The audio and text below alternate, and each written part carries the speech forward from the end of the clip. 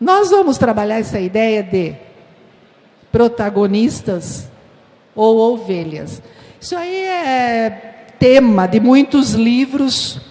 Um deles eu até trouxe aqui, ó, que ele é bem usado. Ovelha ou protagonista? A igreja e a nova autonomia do laicato no século 21. Ou seja, o ano do laicato, ele não pode ser só um momento ou um dia que a gente pensa e depois esquece. Nós precisamos entender o que é o ano do laicato, mas num contexto mais amplo, onde esse evento que nós estamos chamando de ano do laicato e um documento que trabalha leigos e leigas, ó, para quem não entende a palavra, acha um pouco difícil, laicato é um nome que a gente fala de forma mais simples para falar de leigos e leigas, tá? Com isso, nós temos que entender, então, a nossa função, o nosso comprometimento como batizados e batizadas, e isso implica todo mundo, clérigos e leigos. Porque clérigos fica atualmente mais de 20, 30 anos como leigos e leigas. Religiosas são leigas e religiosos leigos. Todo mundo. E tem alguns religiosos, uns irmãos em algumas congregações, que mesmo sendo irmãos lá nas congregações, eles são leigos, porque eles não são padres. Não sei, estou falando mais simples, para vocês não confundirem as ideias. Que alguém me fez uma pergunta, é bom saber essas ideias e ter a ideia clara. Ok?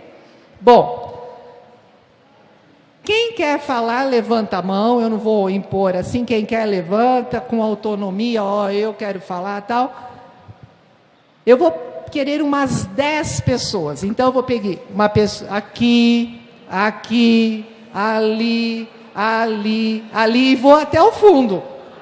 Ali, e vou ficar esperando. Não pode todo mundo dali da fila do gargarejo falar e o resto não participar, ok? Daqui da frente, quem vai falar? O desafio, e daí fala, sou protagonista ou ovelha? Quem quer falar daqui? Levanta a mão.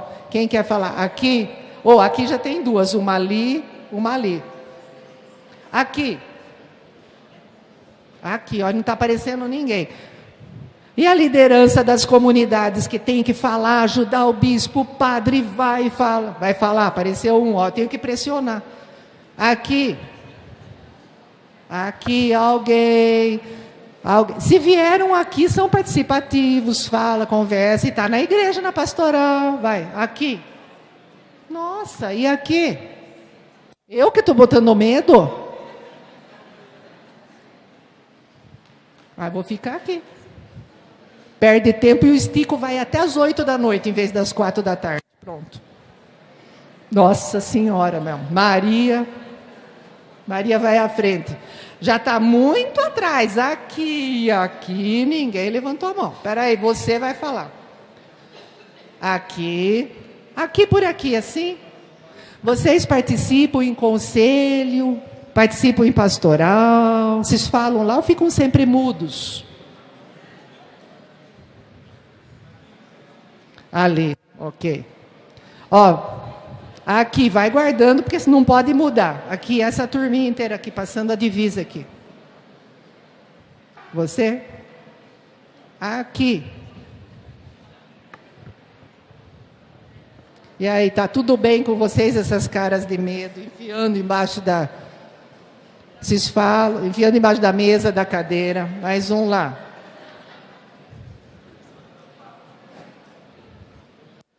Aqui nesse fundão. Quem vai falar? O bebezinho, coitado, que está dormindo, ó. Quem vai falar aqui? Olha, o André está dando risada. Estou vendo. O André que eu falei é o padre André, que ele foi meu aluno, agora que eu lembrei, tá? E aí? Essa turma do fundão, ninguém vai falar? E ninguém vai responder. E não Vocês conversaram aqueles 5 minutos, 4 minutos? Quem vai falar? Daqui, quem vai falar? Levante a mão. Eu estou fazendo uma análise já, não de pastoral só, porque é assim que a gente fala, pelo lugar que você ocupa. Eu não sei o que vocês fazem na pastoral, tá? Mas o lugar que ocupa até na igreja, na missa, por exemplo, é uma coisa que a gente faz na pastoral. Na igreja a gente sempre ocupa o mesmo lugar, guarda até banco, alguém. Aqui ninguém vai falar? E aqui ninguém vai falar? É a turma do fundão? Tem gente boa na turma do fundão, que eu caia cara minha na universidade, não é assim? Tem gente muito boa que é tímida, fica no fundão e não abre a boca, mas quando abre, 10-0 em quem fica tagarelando lá na frente. Aqui ninguém vai falar? Certeza, e nem aqui? É de propósito que vocês já sentaram no fundo para isso, para não falar? Não vai mesmo? Ó, se mudarem de ideia. Bom, vamos lá. Aqui, vocês duas falem primeiro, querem o microfone. E eu quero que coloque o desafio, nós vamos começar a julgar. E protagonista ou ovelha?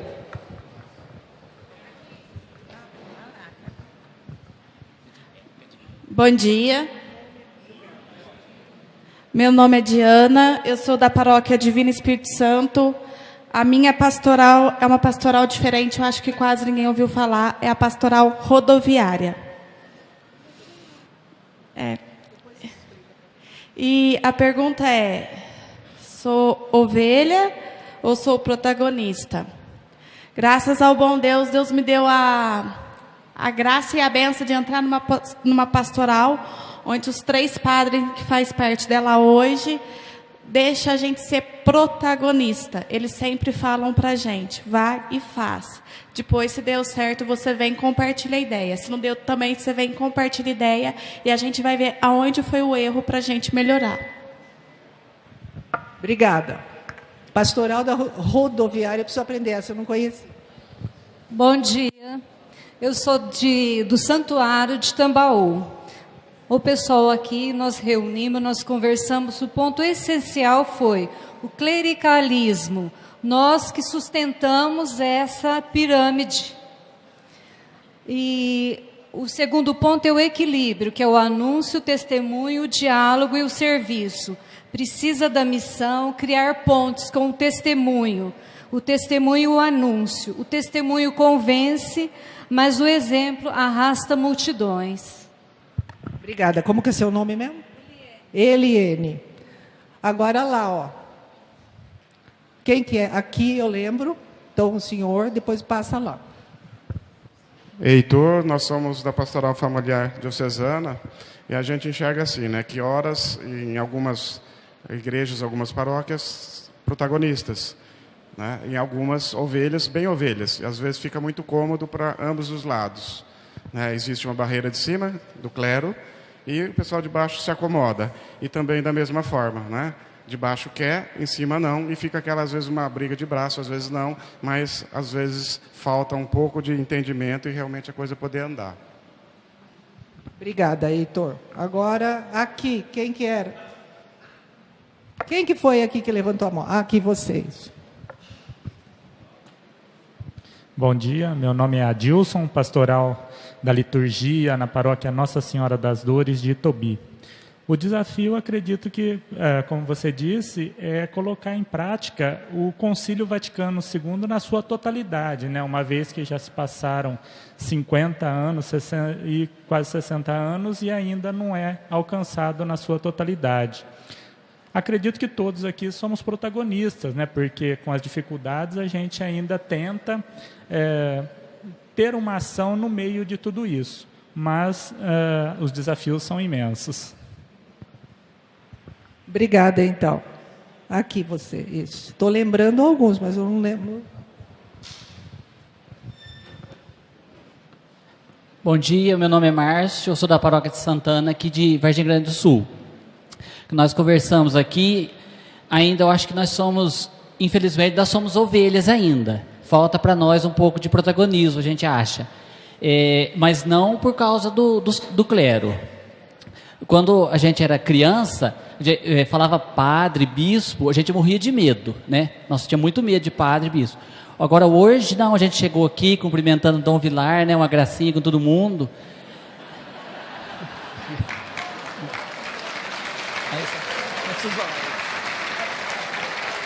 E os padres hoje, eles dão abertura para a gente. Para lá na nossa paróquia, os leigos só não consagra e não houve confissão, porque o resto tudo a gente pode fazer. Então falta para a gente ser protagonista um pouco de coragem. Nossa, acho que a gente se omite um pouco. Acho que a gente pensou aqui. Obrigada. Por aqui ainda tinha gente. Porque chega ali. Já apareceu alguém aí? Bom, meu nome é Iria, eu sou da paróquia Santa Cruz e Nossa Senhora Aparecida de Pinhal. Nós também discutimos aqui um pouco a respeito desse tema, então nós acreditamos que na nossa paróquia nós temos poucos protagonistas. A maioria dos que colaboram por andamento de todos os trabalhos da igreja ainda é ovelha. Está nos faltando formação, que nós estamos aqui buscando, e a dependência é muito grande do sacerdote, né? A gente quer sempre que o padre esteja à frente de tudo, e que quando um leigo está à frente não é suficiente para as pessoas. Acho que isso é cultural, e a gente espera poder mudar e nos tornarmos protagonistas daqui para frente. É isso aí. Muito bem. Obrigada.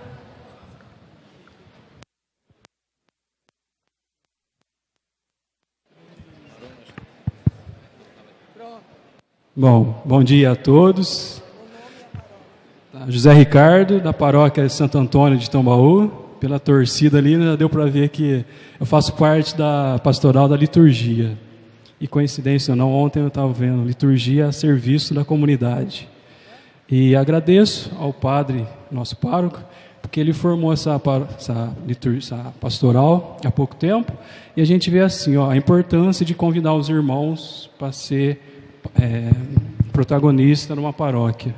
Só o simples fato de ter a possibilidade de chamar o irmão para fazer uma leitura, talvez mostre um exemplo que vem do padre, de convidar os leigos a participarem junto com ele da missa. Irmãos e irmãs, você convida as irmãs também? Obrigada.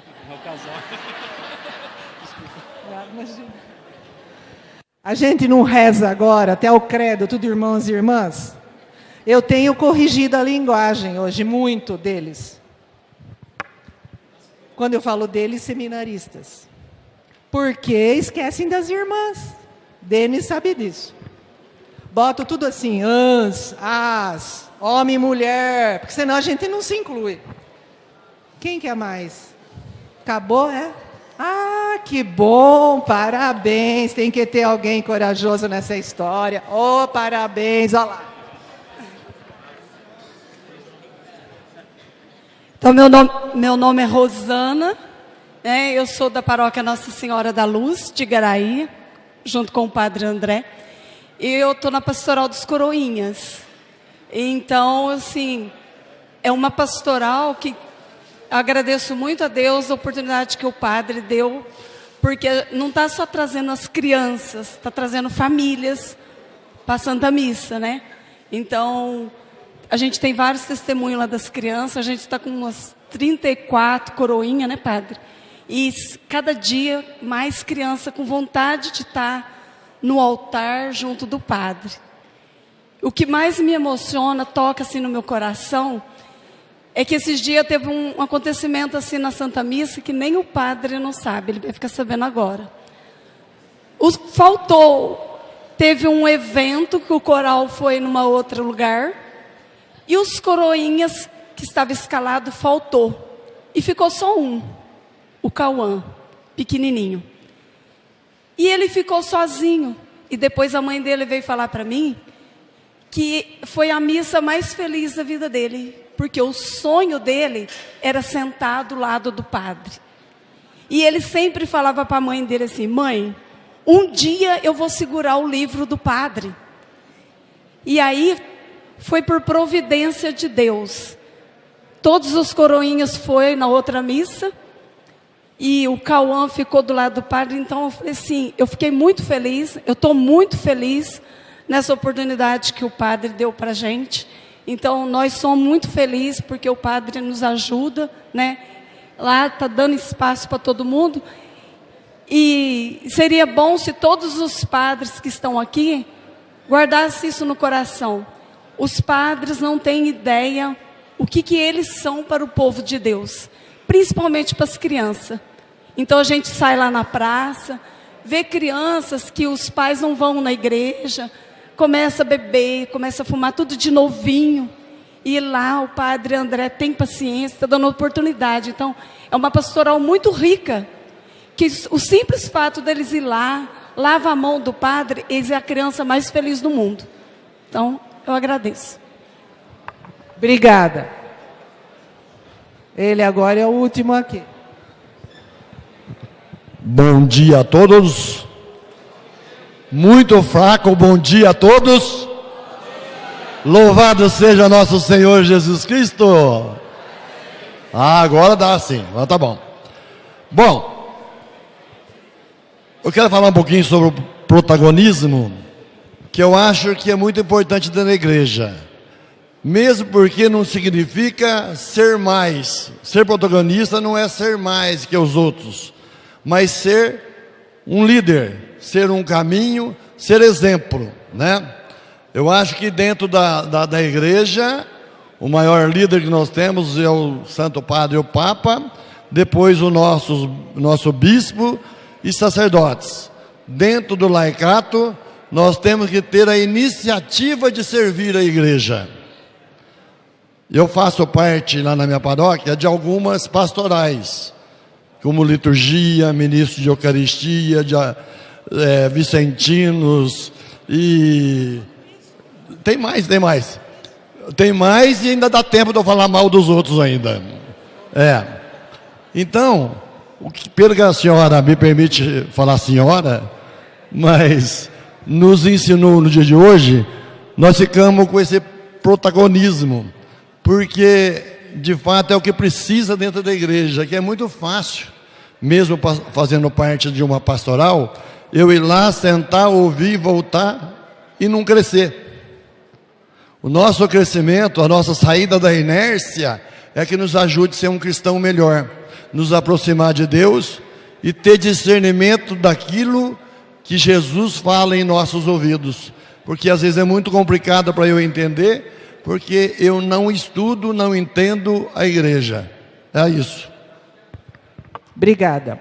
Vamos lá então. Eu vou pegar gancho. Ah, que ele é bom. Tem alguém querendo falar. E tem alguém aqui? Você quer falar? Ela vai falar e ela vai falar. Pode, quer sentar ali, a gente já vai.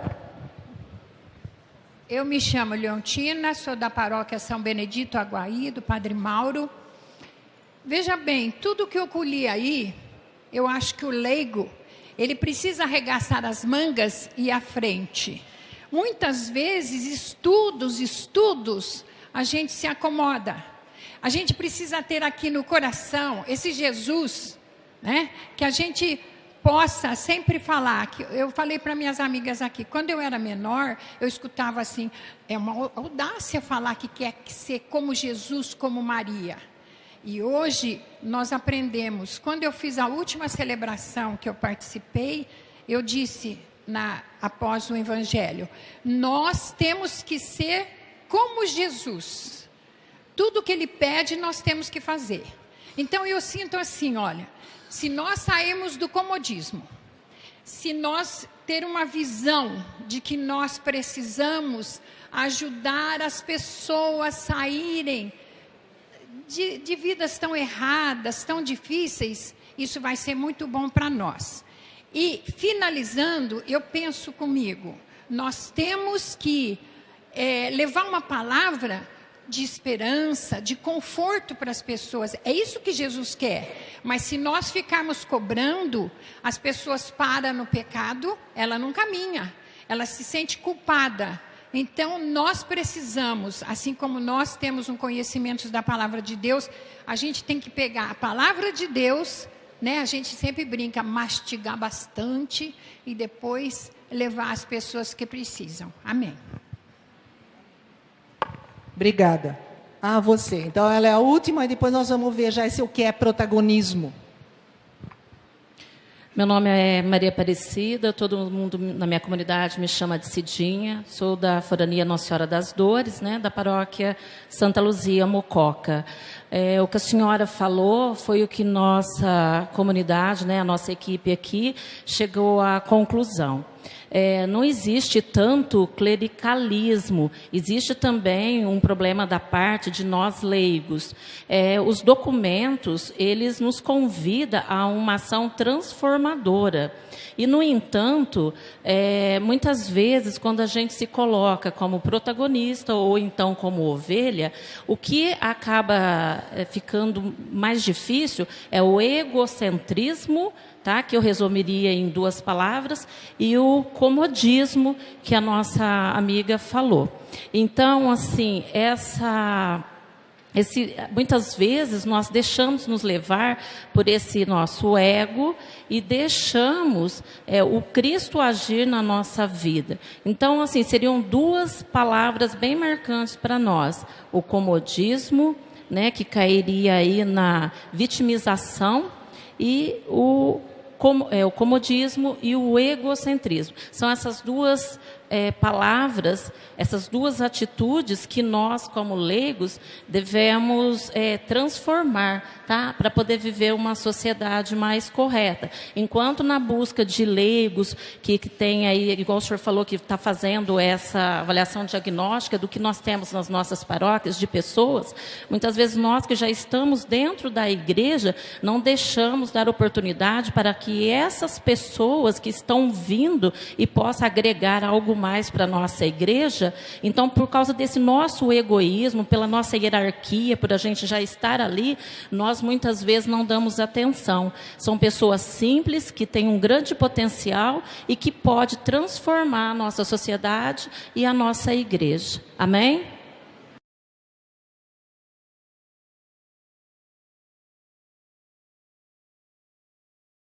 Esse ismo, protagonismo, vamos colocar na nossa cabeça que essa palavra é uma palavra de vanguarda, é uma palavra positiva, de excelência, de sujeito. De sujeitos que têm uma missão e que estamos sujeitos e sujeitas a tudo aquilo que a nossa vida nos proporciona. E vida de igreja, no caso, somos sim todos protagonistas pelo nosso batismo. E somos chamados a termos vida plena, em abundância, como está lá em João 10:10. Esse ismo do protagonismo, de protagonista, então, ele tem que soar na nossa cabeça como algo muito positivo, de estar à frente. Mas não de estar à frente, de estar sobre alguém. Tá? Não é sobre, é sob Cristo. É Cristo só que está sobre a gente. Por que isso? Porque eu ouvi a ideia do piramidal e muitas vezes quando eu dou aula eu corrijo também se tem alguma ideia piramidal. A gente pode ter um discurso que a gente gosta, do clero, gosta, não sei. O Papa Francisco já mexeu nisso num dos documentos, de forma bem teológica. Mas nós temos que, na prática, olhar o protagonismo de todos os batizados. Ninguém é mais do que ninguém, falei várias vezes aqui. Esse ismo é tão positivo que leigos e leigas têm sim que se sentir iguais a Jesus Cristo. E iguais ao padre e ao bispo, enquanto batizados e batizadas. O que nos difere são as nossas funções. As nossas funções na mesma igreja. Todo mundo tem função diferente. Eu fico um pouco, não sei se é preocupada, ou muitas vezes eu perguntava para uma das pessoas aí, que é, quando uma pessoa tem muita coisa para fazer, e eu faço sempre essa análise por conta de uma autoanálise, é complicado quando nós fazemos muitas coisas ao mesmo tempo. Eu, por exemplo, tenho que me policiar, e aprendi isso ao longo da vida, e hoje na vida acadêmica, que é, algumas coisas tem gente que faz melhor do que eu. E eu tenho que deixar e procurar, que é uma tarefa minha, porque eu não posso, dizia minha mãe e meu pai, subir a chupacana. Não fazemos nenhuma coisa bem feita. Na pastoral, eu entendo que muitas vezes o protagonismo acontece, e acontece porque tem algumas pessoas que têm mais oportunidades, é assim na vida. Tem gente que já nasce com mais oportunidades que outros, e nós temos que procurar a igualdade, temos que procurar buscar esse protagonismo de todos desde que nasce, porque tem gente que não terá a oportunidade de chegar em algum lugar. Estou fazendo essa reflexão não pensando só mulheres negras, pobres da periferia, que nunca tiveram dinheiro e vai chegar na universidade. É também um problema.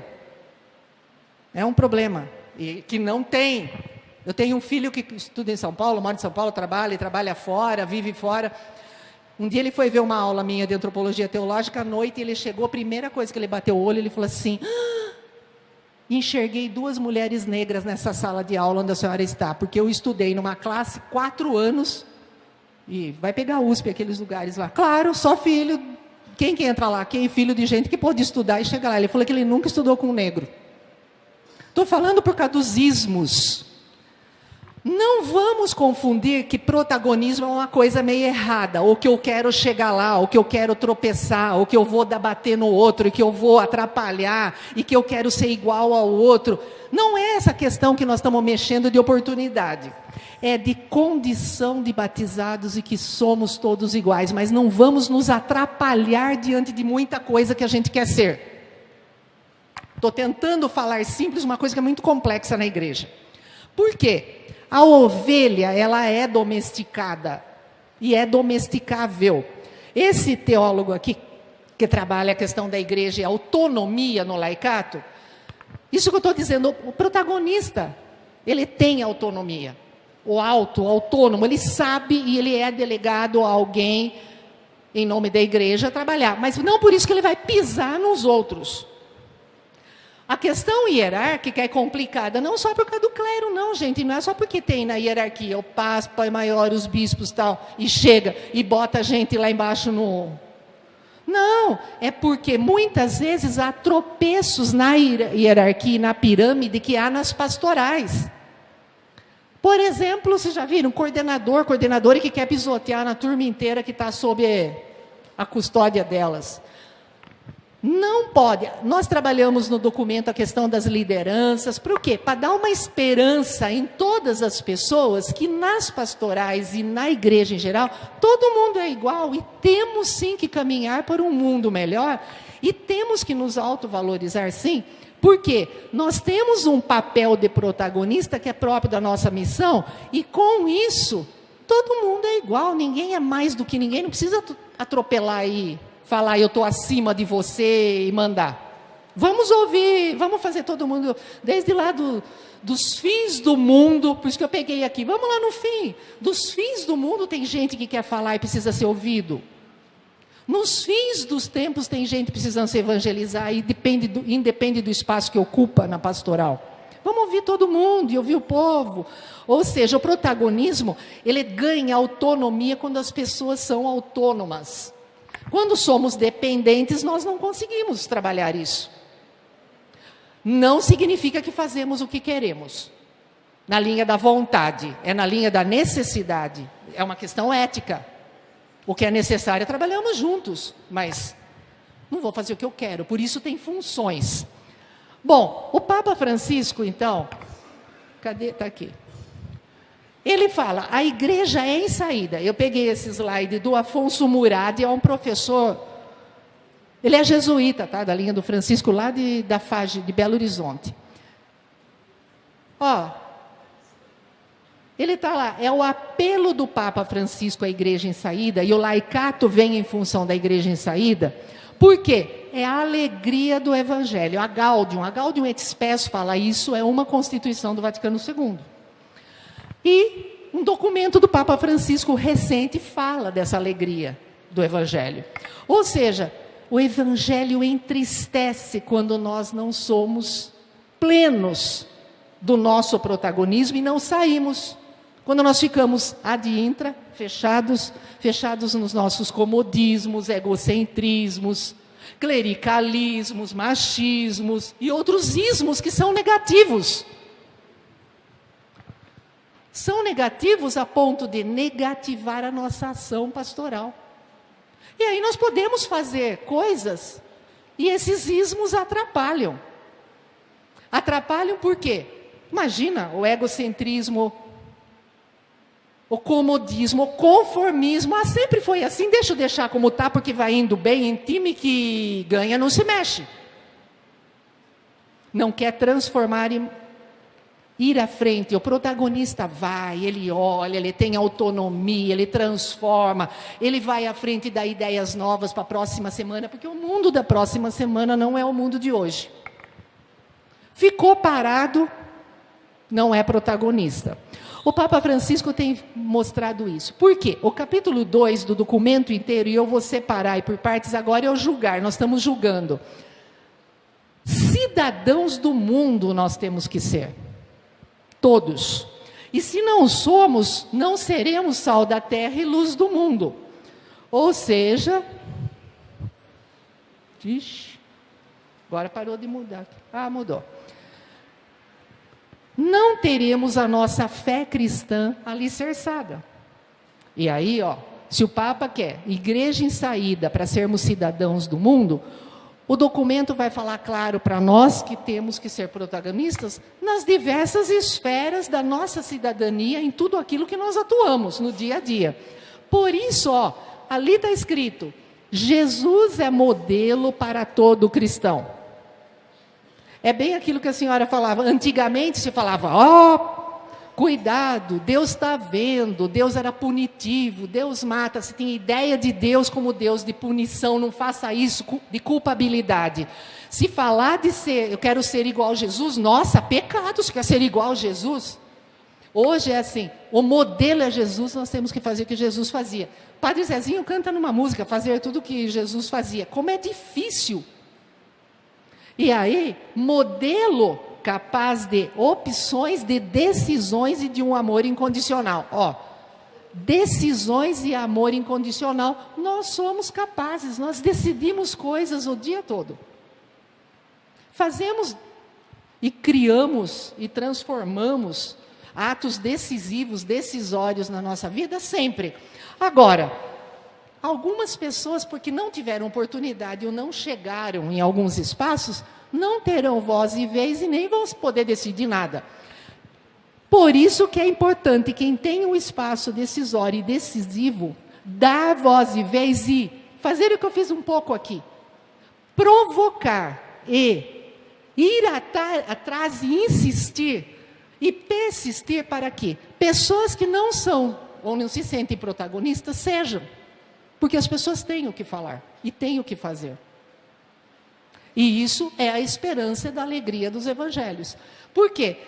A fé cristã nos impulsiona e convoca a ser verdadeiros sujeitos na igreja e na sociedade. Então os documentos são claros. É convocação da nossa fé. Quando nos sentimos convocados, convocare. Uma voz que chama qual é a sua vocação? Devemos ter essa esperança que somos protagonistas. Com isso, a igreja, já trabalhamos bastante, povo de Deus, eu não vou entrar aqui em alguns detalhes do cenário da igreja hoje, que eu poderia se tivéssemos tempo. Eu fui sintetizando, falei com o Padre Pena, falei, eu vou tentar nos julgar, porque tem tanta coisa hoje em documentos e na igreja, mas nós vamos tentar, com o tempo aqui, falar do povo de Deus a partir da Lumen Gentium. Então, Lumen Gentium é aqui, o Vaticano II, tem mais de 50 anos, muita coisa ainda não foi feita, mas muita coisa foi feita sim. Quando que estaríamos falando na década de 60, 70? De igual para igual. Quando que teria mulher dando aula na teologia? Quando que teríamos espaço para falar do ecumenismo, diálogo interreligioso, conversando com outras religiões aí de igual para igual e entendendo a fé cristã? Quando que em outros espaços falaríamos de leigos e leigas em algumas comissões, em alguns lugares onde só tinham padres e bispos? Não, evoluiu muito. E está evoluindo. O documento é claro. Ele vai dizer assim, os modelos de organização eclesial podem mudar ao longo da história. E eu digo, podem e devem, porque a história não é estática, ela é dinâmica, os modelos são dinâmicos também. O João Batista Libânio, um teólogo jesuíta, um padre, ele morreu em 2014. Acho que já está fazendo 4 anos, é isso? Se eu estou errado, ele sabe, não foi? Ele tem um livro bem pequeno e bom, que ele fez uma coleção pela Loyola, e um é Cenários da Igreja. Ele é bem interessante aquele, porque ele trabalha em cada um dos volumes, vamos dizer, uma ideia. Ele tem sobre fé, ele tem sobre lógicas da cidade, como a cidade se constitui, o espaço da fé sobre hoje um contexto globalizado, e ele trabalha em um deles os cenários da igreja. Cenário para dizer onde nós estamos e como as igrejas são. As igrejas, quando eu falo, não estou falando só uma comunidade, uma capela de tal paróquia, mas os grupos, e ele trabalha assim, vários nomes. Por exemplo, vamos pegar pela pastoral. Ele fala, tem uma igreja que é missionária, ok, mas tem uma igreja que é carismática. Daí ele vai com a ideia de carisma, mas não por conta de um grupo só da renovação carismática. O carisma, como fala, tal. Mas tem outra que vai falar, é comprometida, com a construção da paz. Tem outra que... Tem muitos modelos, numa mesma paróquia, numa mesma diocese, numa mesma igreja. Ou seja, os tópicos todos são cenários. E esses cenários são os que vieram para o século XXI. Como que nós trabalhamos com essa diversidade e esses modelos? Nós, pessoas, precisamos ter a formação adequada para a gente poder impulsionar. Eu falo, nossa, olha, São João da Boa Vista é uma igreja que eu vou lá. Gostou de lá, professor? E como foi? Ficam perguntando. Comprometida, todo mundo lá, muita gente num sábado, escutando uma pessoa falando tanto e chata lá. A igreja é dinâmica, participativa. Por quê? Em alguns lugares, se vai com uma baita de uma diocese, tem um quarto daqui participando. Não consegue nem articular, organizar, fazer a coisa acontecer. Então, como é um modelo? Um modelo é uma igreja que está à frente. Está como protagonista. Por quê? Tem muitos protagonistas.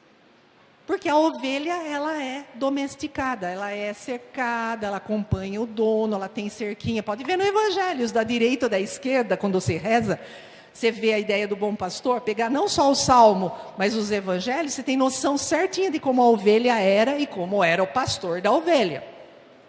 Por isso que Jesus é o bom pastor. A noção de igreja como povo de Deus nasce daí. Como que o povo, grupo, ele caminha? Ele tem que ser protagonista. Se não somos protagonistas, nós temos algumas interdependências, normalmente. Mas nós não podemos só depender, temos que ter interdependência. Ou seja, ninguém manda em ninguém.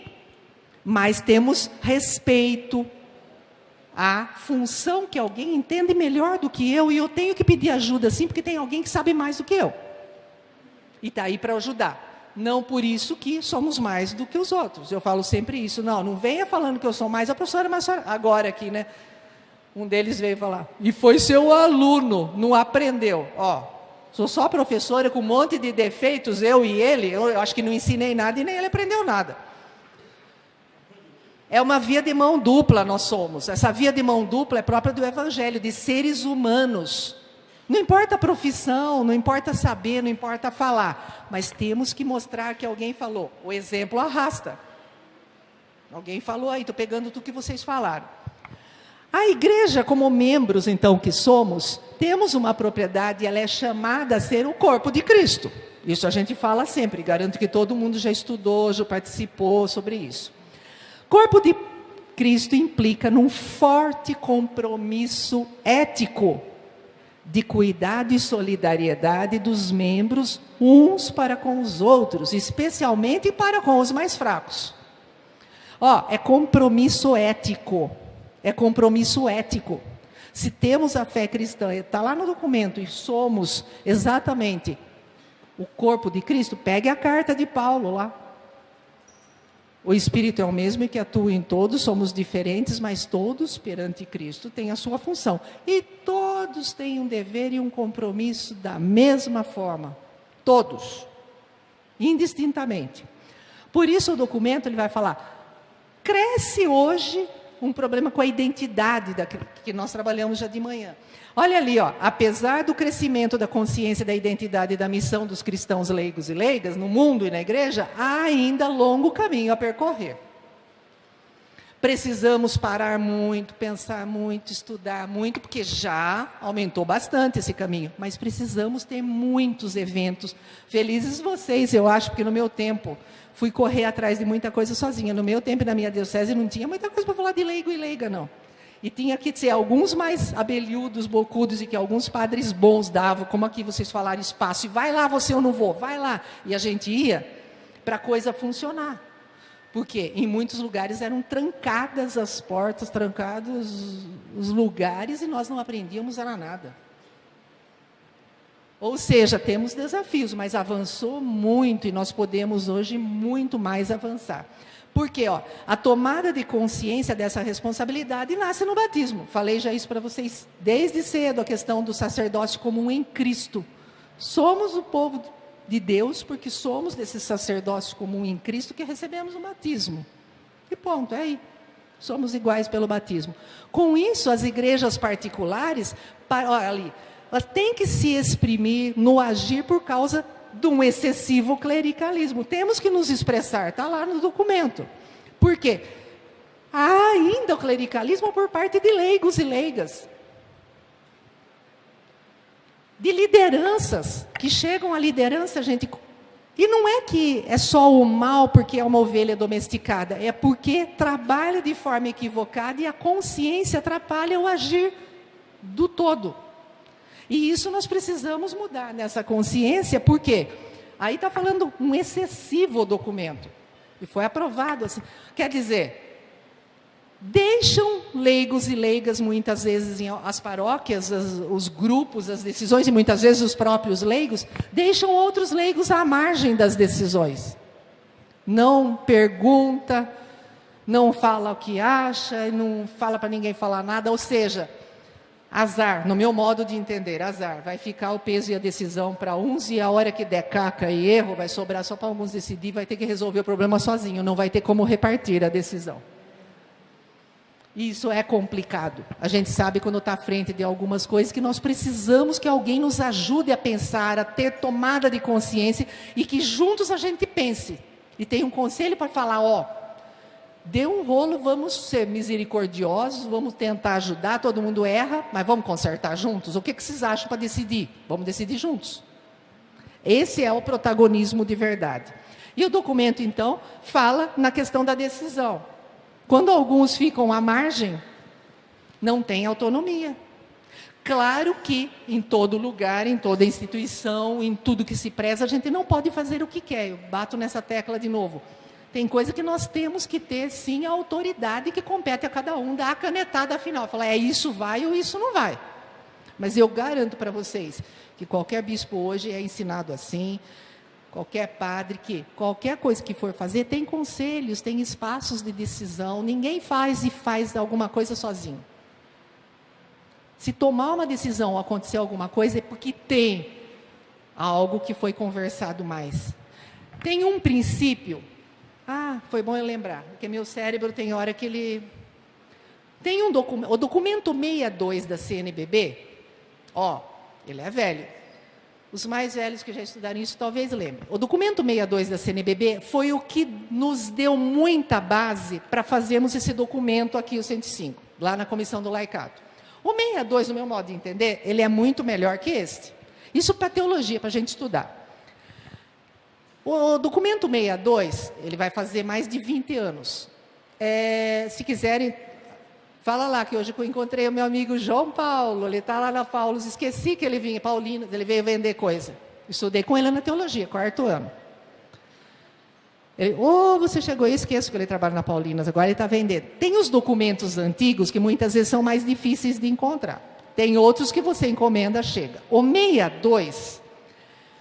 é a missão e os ministérios dos cristãos leigos e leigas na Igreja do Brasil.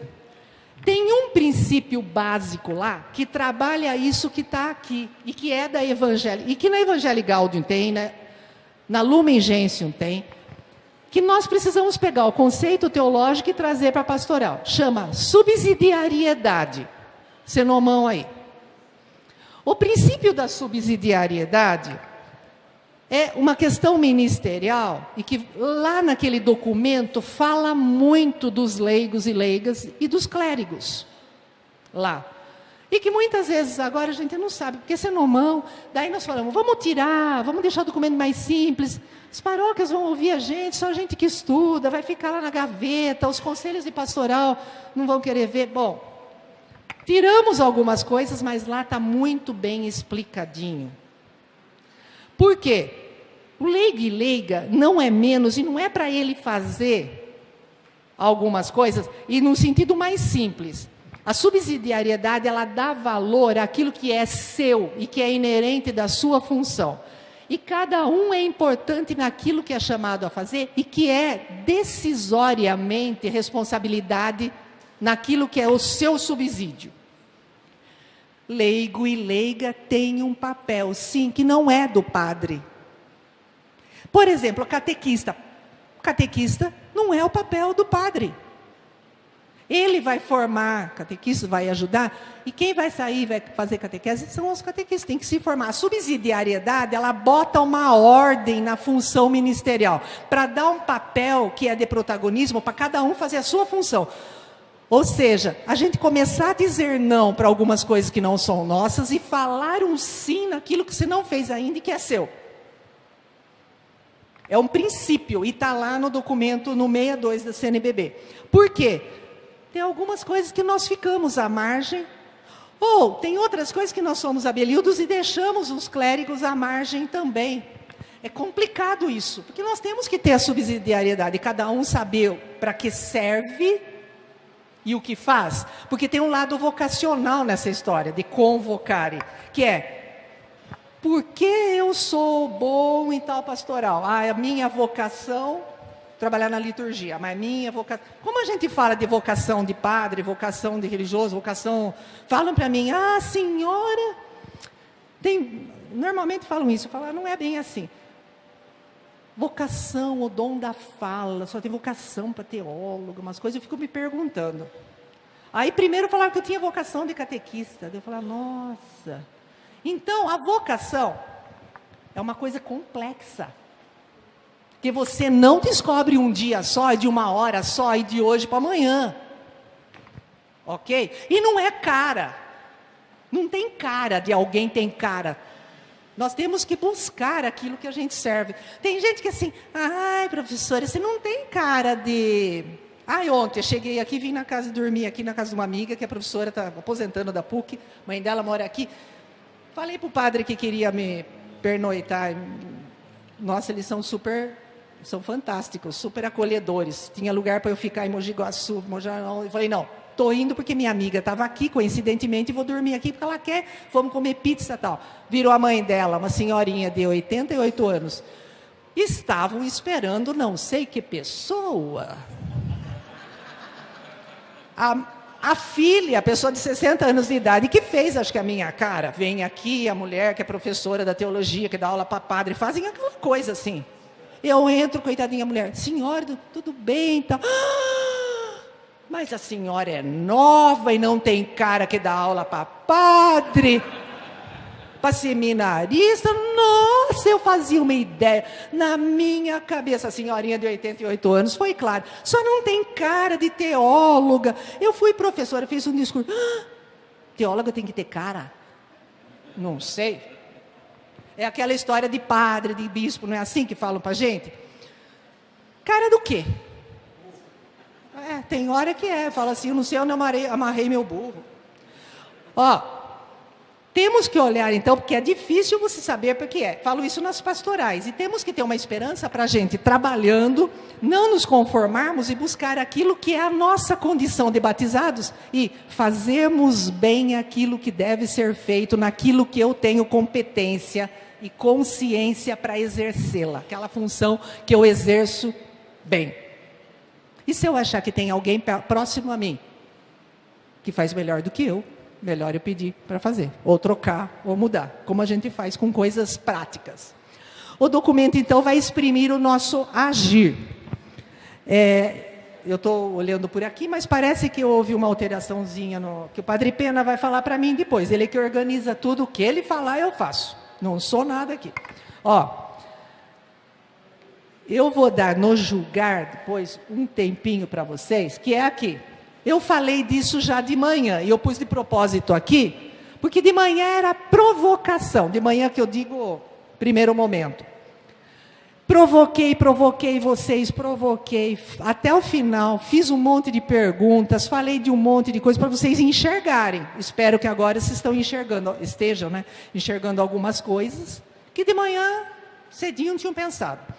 Isso aqui que faz parte do documento, e tem ali a Lumen Gentium no final. Eu estou me alicerçando no Vaticano II. Porque alguém fala, de onde você tirou tudo isso? É Vaticano II, além de documento mais novo. Sacerdócio comum. Eu falei de manhã e desde lá estou enfatizando o laicato. Se somos fundadas, enquanto pessoas da igreja, como um único sacerdócio, todos nós temos esse sacerdócio comum, e é daí que nós temos que julgar todo o nosso agir, que nós vamos ver depois do almoço. Então eu estou levando vocês a pensarem com método que é enxergar, eu provoquei, eu falei, joguei um monte de coisa para vocês, um monte de informação. Agora nós estamos nos fundamentando.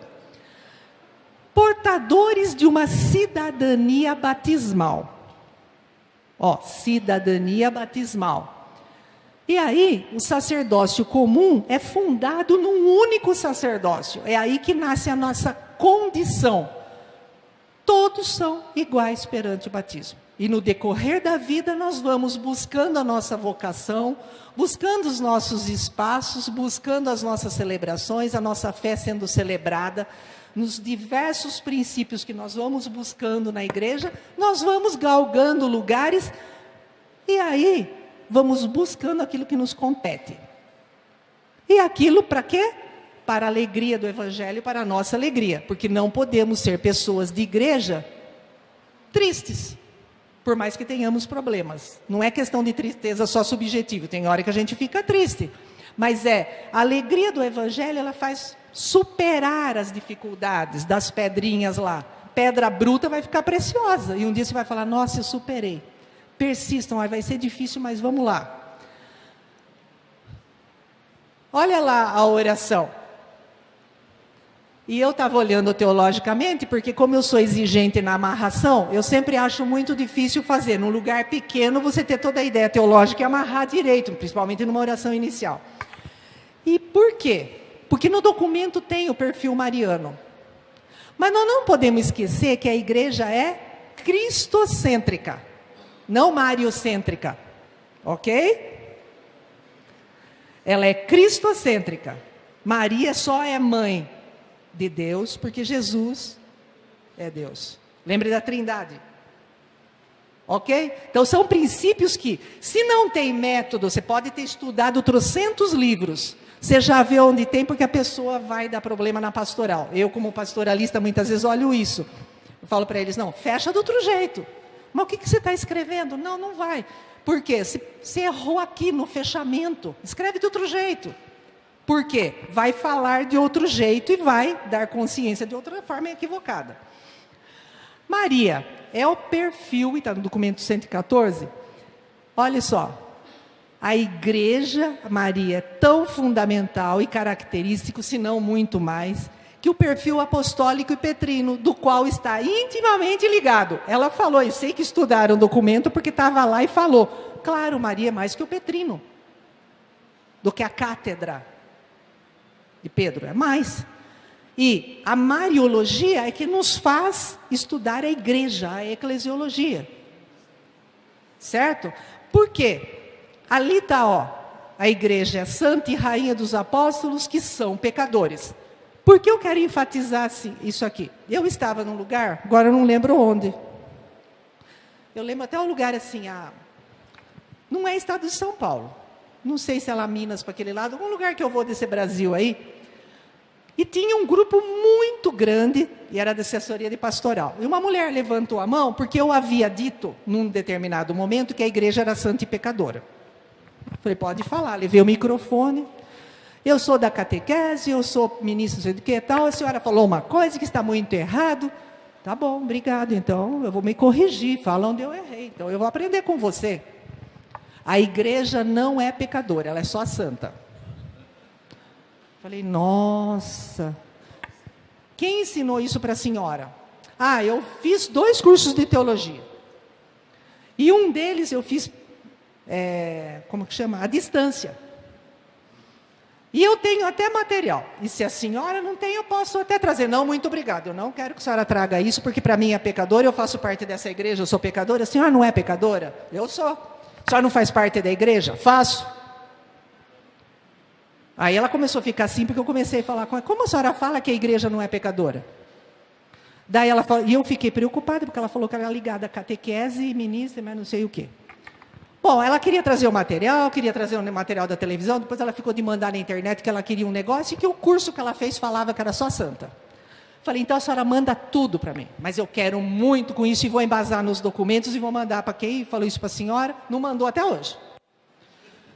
Por quê? Talvez ela tivesse um equívoco. Eu vi que tinha muita gente que ria, ninguém falava nada com ela. Aquela senhora ficou assim, pararam conversar com ela, mas ela tinha uma concepção, porque ela levantou a mão e teve coragem. Eu achei que foi corajosa de falar para mim que a igreja não era pecadora. Ela tem uma noção eclesiológica de que a igreja é santa, não tem pecado, porque ela não tem noção de povo de Deus e de pessoas, de assembleia. Ela tem uma noção equivocada e aí comecei a pensar a parte teológica, né? Eu não ia questionar mais. Eu fiz assim, ela se colocar na igreja, umas perguntas, ela mudou, ficou lá e ela... Por quê? Essa ideia aí é que quando a gente faz muitas vezes a mesma coisa com Maria, a gente diviniza. E esquece de Jesus Cristo e diviniza Maria, Nossa Senhora, tá?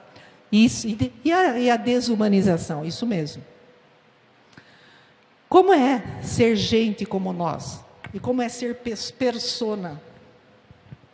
Então, a gente diviniza e não humaniza. E pensar... Tem um autor bem importante que fala assim, até Deus, Jesus Cristo só pode ser Deus porque era humano.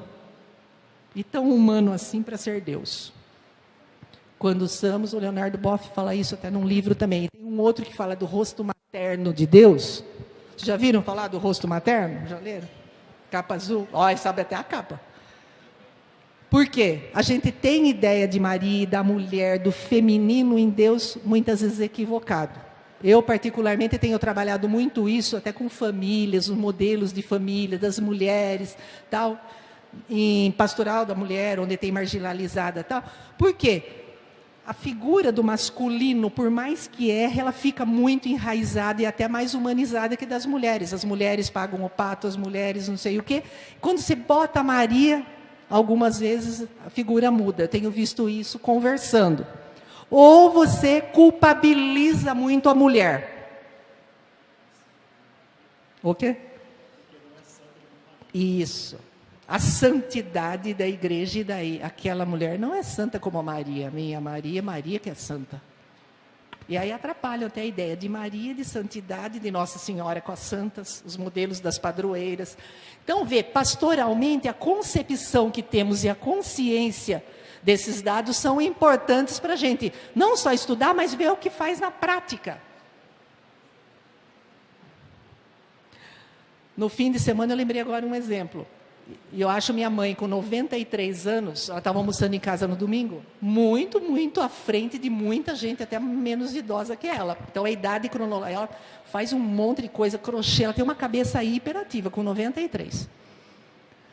E aí ela estava contando um caso de uma sobrinha minha. Depois falou do meu sobrinho neto. Eu sou a filha mais velha, mas tem um monte de sobrinhada.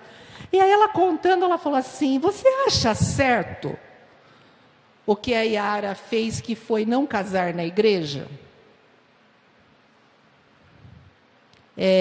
Mãe, eu não acho certo, os dois podendo, não é a Yara, os dois não quiseram, ok? Entendeu, mãe? Entendi, claro que não é a Yara só a responsável, são os dois que não quiseram. E casaram, já tem filho e tal.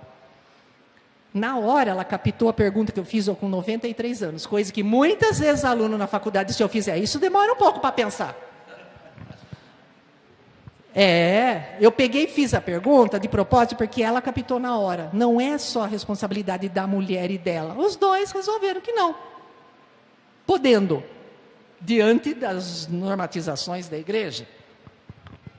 Solteiros, batizados, religiosos, tal, porque achou de bom tamanho que não era o momento.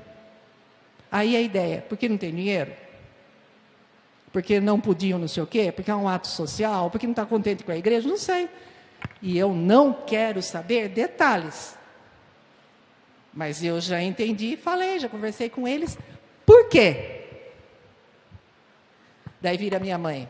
Mas então, o que você acha quando você dá aula até para os padres? Que as pessoas daí procuram batizar os filhos quando tem filho. Olha as perguntas da minha mãe. Seríssima pergunta pastoral dela. Mas é que ela vai em casa, ela fica fazendo, e aos poucos, acho que eu fico dando aula, faz 15, 20 anos, ela pergunta coisa que muita gente na pastoral não me pergunta. Aí ela falou assim, mas então é certo? Ela não quis casar, mas se ela tem filho, ela vai querer batizar. Falei, não, mãe, a senhora já matou em cima antes. Não é uma questão de vontade, é de coerência e de consciência sacramental, do ser igreja a partir do batismo. Todos têm o mesmo valor, e claro que a igreja não vai negar o batismo, ok? Não vou ficar dando aula de direito canônico, de coisa lá. Mas então, você escolhe o que quer, a igreja faz escolher? E como que faz essas pessoas? Fazem o que querem com o sacramento? Não falou sacramento, falou de outro jeito lá. Bom, estou falando porque nós na pastoral muitas vezes temos isso, uma falta de consciência que vira um supermercado e um kit daqui, um kit de lá. Eu costumo dar aula de sacramentos e falar, lembrem que os 7 são um kit, mas que tem algumas pessoas em alguns deles que saíram do kit, até porque a igreja falou que não pode. Mas todos são filhos de Deus e é o batismo que é a raiz, com o crisma junto, e depois tem os outros, tá? Bom, estou falando tudo isso porque Papa Francisco tem insistido e ele tem dado pinceladas para entender que a igreja em saída é uma igreja desafiadora e que precisamos ter esperança. E acho que as lideranças têm esse papel principal e prioritário, era a palavra que eu ia falar, prioritário, que é, as lideranças têm que estar bem formadas, como nós estamos conversando hoje aqui, estarem à frente desse protagonismo para exercer esse chamado que é próprio da nossa vocação, e tem o quê? Um dever e um comprometimento que não é na linha de cobrar. O batismo nos cobra. O batismo nos suscita. E sermos cristãos é sermos desafiados e cobrados desde que nascemos para a igreja. E ser igreja é ser uma pessoa comprometida. Isso eu tenho comigo sempre, independentemente de dinheiro, ou de status, ou de poder. Somos comprometidos com a nossa fé cristã. A Mãe de Deus nos dá esse modelo de vocação universal e de um modelo de santidade e modelo de que nós devemos melhorar a cada dia. Temos que ter um comprometimento que é de melhora, de conversão. Todos nós erramos e podemos mudar. É esse o caminho. Bom, indo no julgar e chegando lá para fechar. Sujeito eclesial. Sujeito é outra coisa complicada, que muitas vezes a gente é objeto, mas se acha sujeito. Ser sujeito é complicado, é fazer o exercício do sujeito. Então, o documento, ele fala que nós somos verdadeiros sujeitos eclesiais, mediante a nossa dignidade. É dignidade da pessoa, nós ganhamos a dignidade a partir da graça onde recebemos o batismo. Ou seja, condição de filhos de Deus na fé, abertura ao diálogo. Temos que dialogar com os outros e com o diferente. Todo mundo tem a mesma dignidade. Então, se alguém se fecha e não quer conversar com o outro, ela se acha diferente, está tirando a dignidade do outro. É aquela história do nascer ao morrer, a dignidade está com a gente. Ou seja, eu não estou desprezando ninguém do nascer ao morrer. Mas se eu trato alguém diferente, a dignidade está ali embutida. Ou seja, alguém foi sepultado como indigente porque não tinha dinheiro. Espera aí.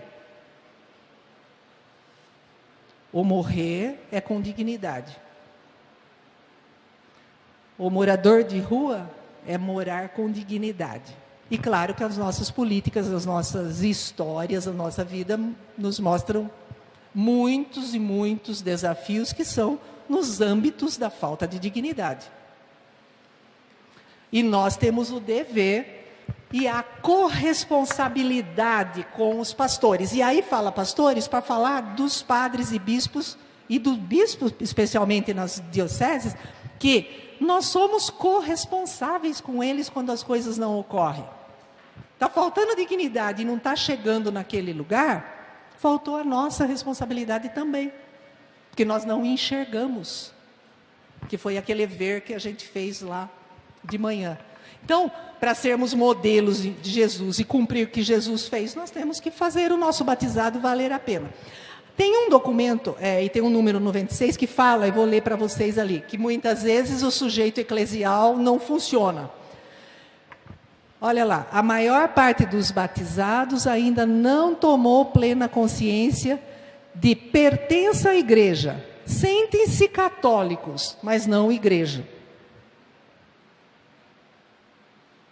Sentir é no âmbito subjetivo. Você fala que é para todo mundo dar identidade se alguém perguntar. Que religião você é? Católica. Então vem com uma palavra que é um outro ismo bem negativo, e é chato, mas eu vou tentar explicar. Vem com subjetivismo. O subjetivismo é o uso inadequado das suas ações enquanto sujeito. Você fala, eu faço porque eu gosto. Estou dando um exemplo bobo aqui, mas é um que me veio à cabeça. Espera aí, não usa de subjetivismo. Você faz porque é necessário e tem pessoas necessitadas e isso te leva, como você dá toda a sua consciência para a sua resposta. O subjetivismo você leva muitas vezes para o lado emocional. É como o sentimentalismo. Alguém reza porque o coração arde, fecha e vai. O que você faz com a sua oração? Você tem uma ação também? Então, ótimo, sua ação perfeita. Ah, mas ela não reza direito, porque ela não reza como eu, ou como o meu grupo. Não, não é assim. O subjetivismo, ele leva para o sentimentalismo, para o emocionalismo, e você não se torna sujeito. Você é objeto de sentimentos, de valoração do seu eu só, ou da sociedade onde te leva, ou de gostos, ou de pessoas, de modismos, de coisa que está na moda. O subjetivismo ele é complicado. Ele vem na linha do egocentrismo, do conformismo, desses outros ismos negativos. E a sociedade atual, ela é perversa, ela nos faz, muitas vezes, as mídias nos fazem, muitas vezes, perversos nesse sentido. A gente leva tudo para levar para o lado do subjetivismo é assim, você está falando, com uma pessoa, vamos pegar um líder de comunidade. Quando ela não desenvolveu o lado objetivo e o lado prático e da ação pastoral, você chega para ela, como irmão, fraterno, na caridade, você fala assim, por favor, você errou e não faça mais assim. Daria para você fazer de outra forma que vai ajudar mais? Não, veja bem, você está me chamando de incapaz e eu não sei o quê. Começa a levar e se vitimizar. É o subjetivismo, não é protagonista. Ela fala, não, eu errei mesmo. Espera lá, vamos ver junto. Você não acha que tem um acerto? Tem o diálogo. O que eu posso melhorar? Você pode depois de novo chamar a atenção e falar, beleza. Ou como pode falar para mim, a senhora está errada. Peraí, eu faço isso muito com aluno. Peraí, me vem contar no que eu errei, vamos trocar uma ideia? E troca exatamente isso. Vamos trocar o que você acha? Olha, professora, está lá acontecendo tal coisa. E isso que você falou, eu acho que é melhor mudar. Beleza, vamos evoluir. Como que você dá a ideia? Traga para mim e vamos escrever de outro jeito. O que você acha? O que você acha bem eficaz no diálogo? Você está querendo ouvir a opinião do outro. As mídias, as televisões e tudo hoje em dia nos deixa muito subjetivistas. E nos deixa consumistas, nos deixa de forma egocentrista pensar no seu eu e se fazer de culpada. Não é culpa, gente. O cristianismo nunca foi de culpa. É um exercício contínuo e que a gente demora e que muitas vezes a gente erra, mas a gente precisa aprender a se corrigir e precisa aprender a buscar o espírito de verdade. Isso tudo está na nossa mentalidade. O clericalismo é por aí também. É uma mentalidade que a gente aprendeu. Eu lembro que minha mãe, e ela me ensinava, a gente morava vizinho da casa do padre, e do lado da paróquia, e eu ia brincar lá, mas ele sempre foi um cara muito à frente do tempo dele, com as duas irmãs mais idosas que ele morava, depois foram morar lá e tal, e ele ficava chamando e batendo bumbo e batendo lá por lá, e chamando todo mundo, ia para casa de todo mundo. Ele era do povo, ele não era uma pessoa, na época, para a época dele, década de 70, 80, ele não era uma pessoa que era centrada no templo. Ele foi povo de Deus e era começo do Vaticano II. E que ele enfrentava grandes resistências e tal. E talvez isso fez eu ter uma consciência já desde criança de uma igreja de povo em saída e tal. Mas na mesma cidade operária de periferia, e depois que eu casei fui morar mais na periferia, eu vejo hoje que se eu mudasse a catequese, quando eu era coordenador, eu ia numa paróquia de periferia, eu gostava muito para aprender com eles. Por quê? Pensava muito diferente do meu meio onde eu estava, que eu era enraizado. E pensava diferente a ponto de me ensinar, peraí, aqui, onde estamos abrindo a comunidade, e o povo está lá, eu ia nas periferias bem longe, e ia de vez em quando, faziam tudo sozinhos. É que depois a gente tinha relatório e coisa para passar para o bispo e para a diocese. Mas foi assim que eu aprendi.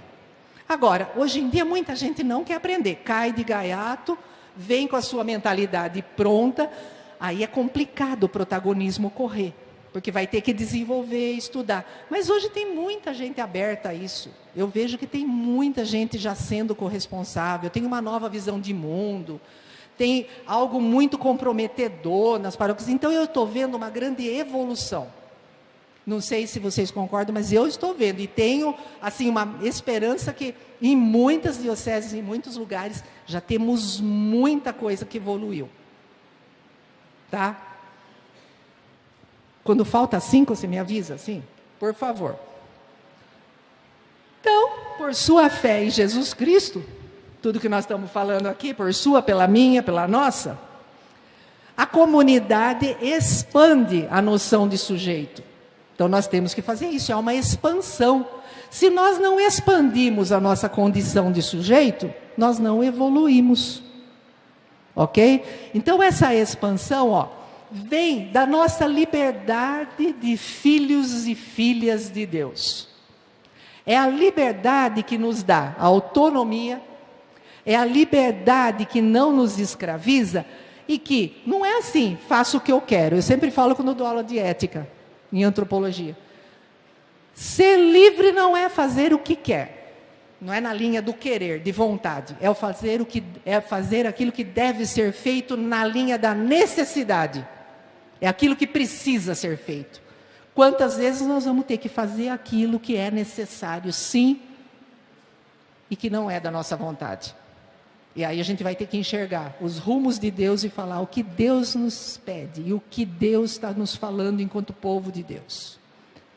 Isso aí é muito, muito importante nos julgar.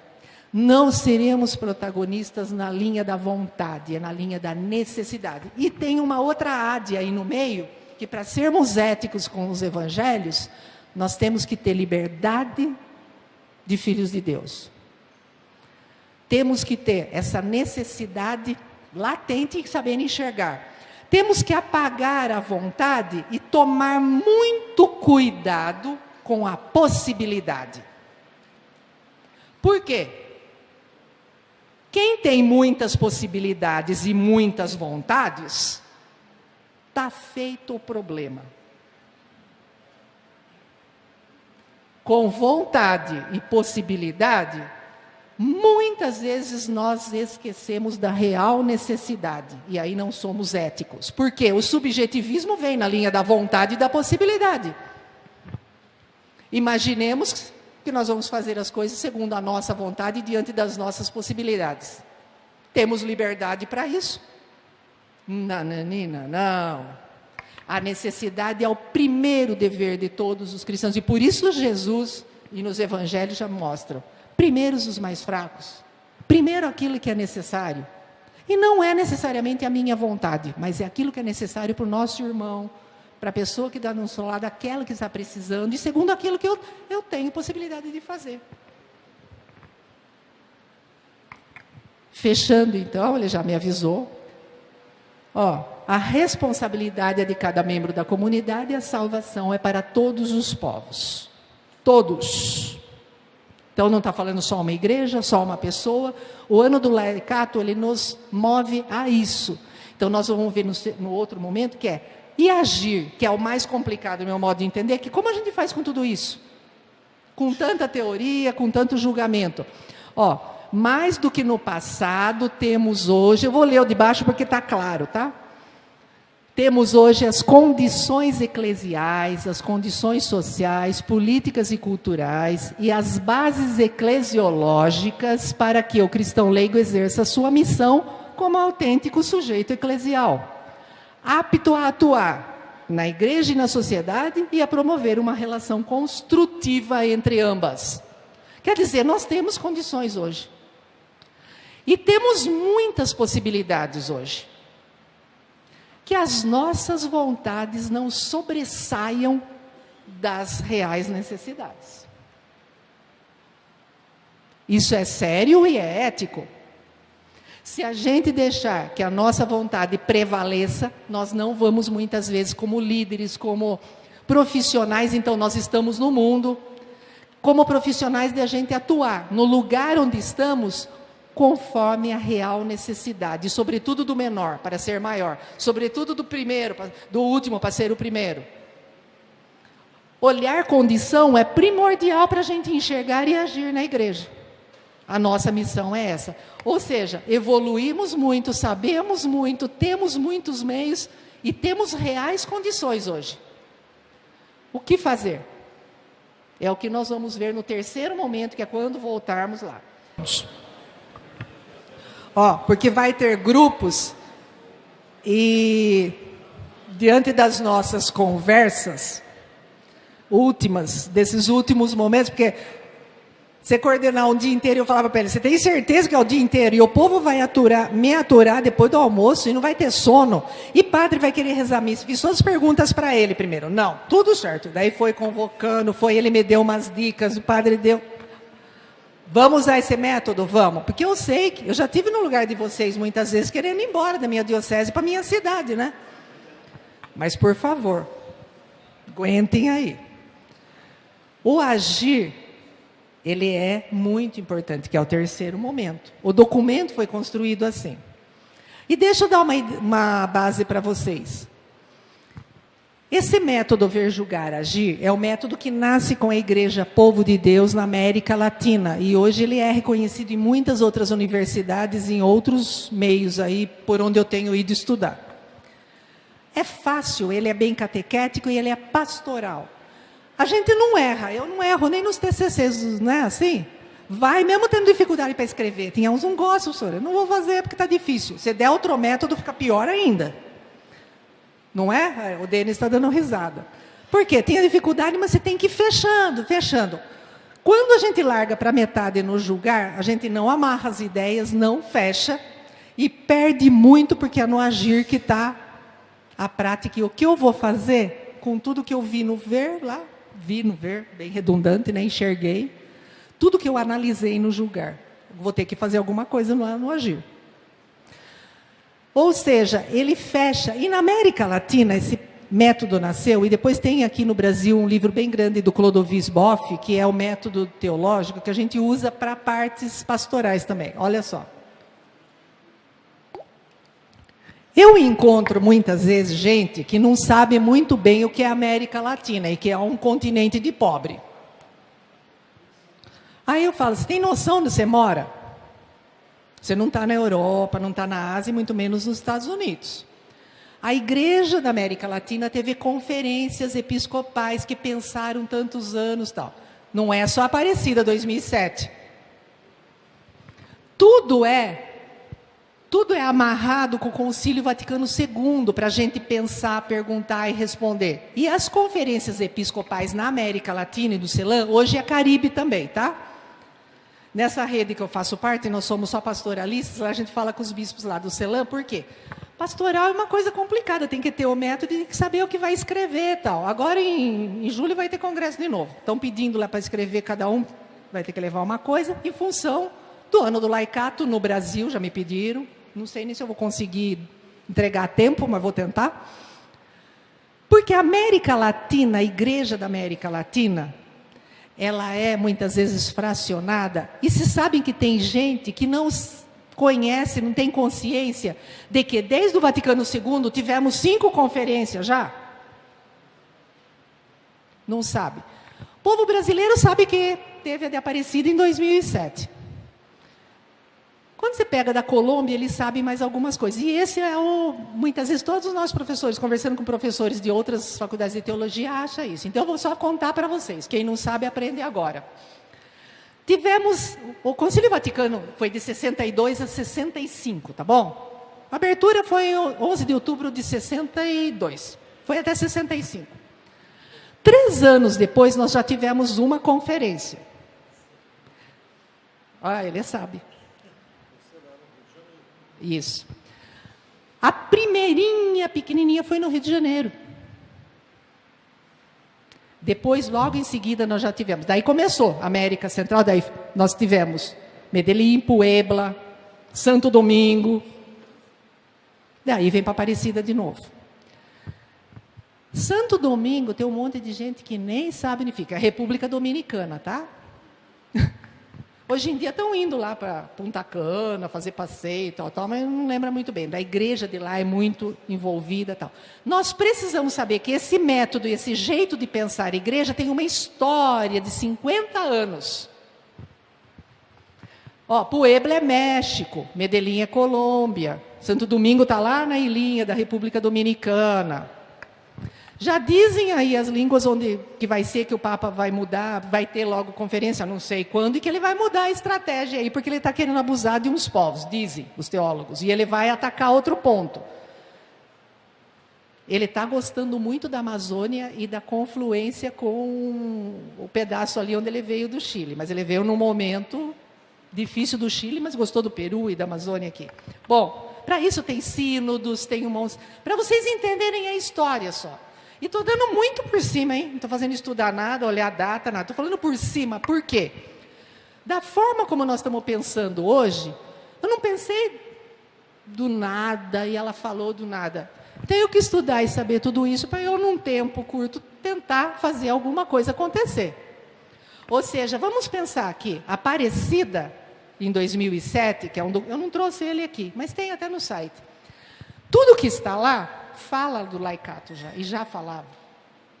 Eu fui estudar a fundo, por conta até do meu doutorado, eu fui estudar a questão das mulheres na igreja. Documento de Aparecida, há 10 anos já falava das mulheres na igreja e na teologia e no espaço de decisão. Dom Pedro Conte, lá no Amapá, falei até com uma senhorinha que já foi missionária lá. Fui lá, ele estava falando para mim, e o documento de Aparecida? Que esqueceram, e aqui na Amazônia não chega, e aqui ninguém não sei o quê. Ou seja, se estão esquecendo o documento de Aparecida com 10 anos, imagina o documento do Vaticano II com 50. O agir, ele vai além. Ele vai pegar tudo isso que a gente sabe, tudo que a gente aprendeu, o que a gente faz, e agora nós vamos ver o que nós fazemos com isso. Tudo que a gente faz tem que estar claro que tem documentos, que tem... A gente precisa disso, de quem deu a canetada e escreveu. de quem estudou e passou para nós. E nós temos que aprender para botar isso em prática.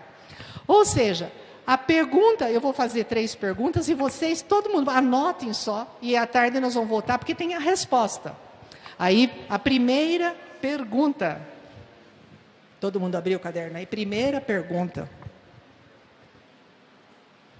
E eu vou colocar na primeira pessoa do singular, que eu acho que fica mais impactante. Porque se eu colocar primeira pessoa do plural, todo mundo vai falar nós, porque depois eu vou mexer no nós no povo de Deus, que daí somos nós, tá bom? O que euzinha, cada um pensa no seu eu. A primeira é bem pessoal. Pessoal. O que eu posso e devo fazer para transformar, bota entre parênteses assim, transformar para melhor, porque tem gente que consegue transformar para pior, né? Para melhor. Para transformar a pastoral na qual atuo atualmente. Atualmente porque tem gente que muda bastante. Primeira questão é eu, ok? Segunda, é eu ainda, só que pense na segunda, eu vou falar a questão. A segunda é o agir. Eu com o lugar onde eu atuo, que é mais localizado. Depois o nós é o total.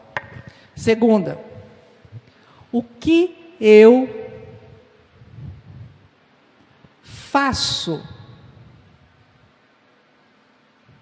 atualmente e que precisa com urgência ser transformado?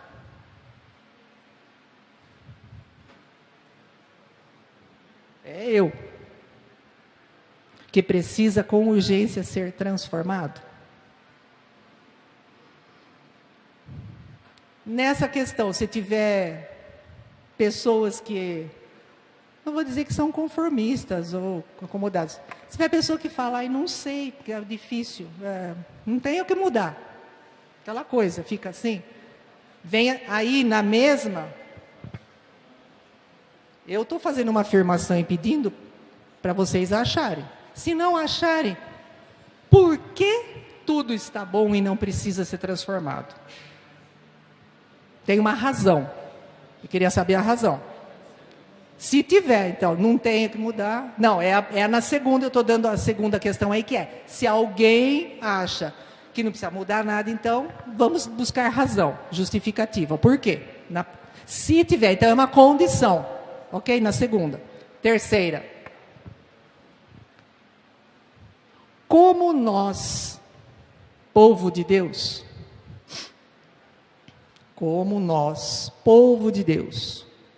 batizados e batizadas,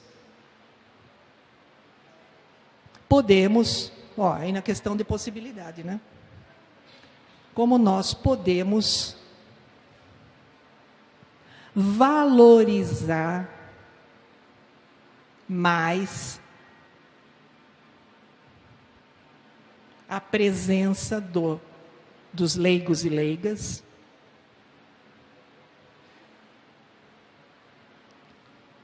na nossa diocese? Como nós podemos valorizar ainda mais? Tá? Podem pôr o ainda aí, porque eu sei que muita gente que aqui já é bem valorizado e vejo a participação aí mega, ultra, top, um monte de gente, até atrasaram o almoço. Parabéns, sinal que é participativo. E como podemos ainda valorizar mais para que isso não se perca? Tá? Nós estamos na sociedade imediatista, rápida, que as coisas mudam de um dia para outro.